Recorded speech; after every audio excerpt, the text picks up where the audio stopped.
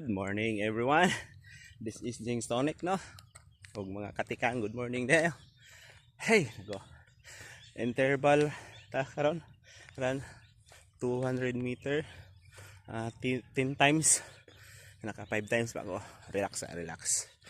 Punta na makuha na nato ni atong ikuha na gusto na to nakuha na goal ba na maka sabuan sa 10K. Manang ka interval ko 10 200 km 200 meter 10 times sa makaya na pace na to, pero gitry na ko ang 6 kaya mamanay makasabuan. Okay, so nindot kay atong panahon, no? Wow, kani akong gidaganan, grabe ka peaceful kayo mo ni agianan diri sa north. Kuan sila wag na sa kay north diri padong ni sa pinamangkulan, tulay daw.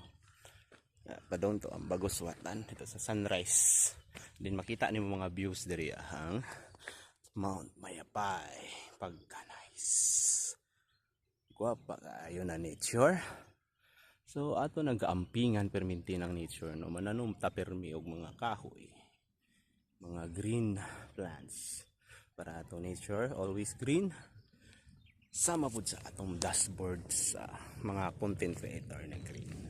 Okay, so gares ako sa 5 minutes lang sa lupad ng airplane, no?